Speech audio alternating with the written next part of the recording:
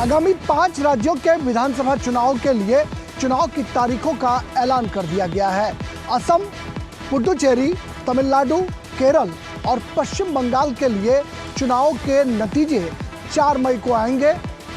पश्चिम बंगाल, तमिलनाडु और केरलम समेत देश के 4 राज्य और 1 केंद्र शासित प्रदेश में चुनाव की तारीखों का ऐलान हो चुका है। तमिलनाडु, केरलम, असम और पुडुचेरी में एक ही चरण में मतदान होना है। वहीं पश्चिम बंगाल में 2 चरण में वोटिंग होगी। इसके साथ ही 6 राज्यों की 8 सीटों पर उपचुनाव भी होने हैं।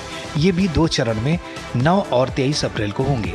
A total number of 2.18 lakh polling stations shall be set up.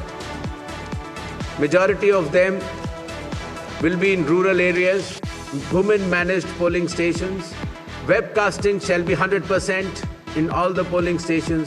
पश्चिम बंगाल में विधानसभा चुनाव में कुल 294 सीटों के लिए 80,719 पोलिंग स्टेशन स्थापित किए गए हैं और कुल 6,44,52,609 वोटर थे।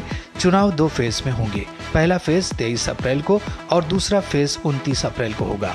असम में विधानसभा चुनाव में कुल 126 सीटों के लिए 31,486 पोलिंग स्टेशन होंगे और कुल 2,49,58,139 वोटर हैं। चुनाव 1 फेज में होगा जिसमें वोटिंग 9 अप्रैल को होगी। तमिलनाडु में विधानसभा चुनाव में कुल 234 सीटों के लिए 75,032 पोलिंग स्टेशन होंगे और कुल 5,67,07,380 वोटर हैं। चुनाव 1 फेज में होगा जिसमें वोटिंग 23 अप्रैल को होगी।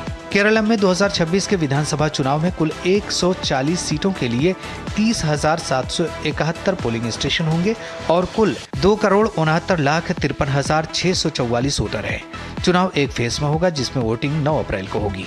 पुडुचेरी में 2026 के विधानसभा चुनाव में कुल 30 सीटों के लिए 1,099 पोलिंग स्टेशन होंगे और कुल 9,44,211 वोटर हैं। चुनाव 1 फेज में होगा जिसमें वोटिंग 9 अप्रैल को होगी। इन चुनावों में अफवाह फैलाने वालों और हिंसा करने वालों की अब खैर नहीं होगी। चुनाव आयोग ने अपना संकल्प दोहराया है और कहा है कि जो लोग फेक वीडियो के जरिए अफवाह फैलाने की कोशिश करेंगे उन पर बाकायदा मुकदमा दर्ज किया जाएगा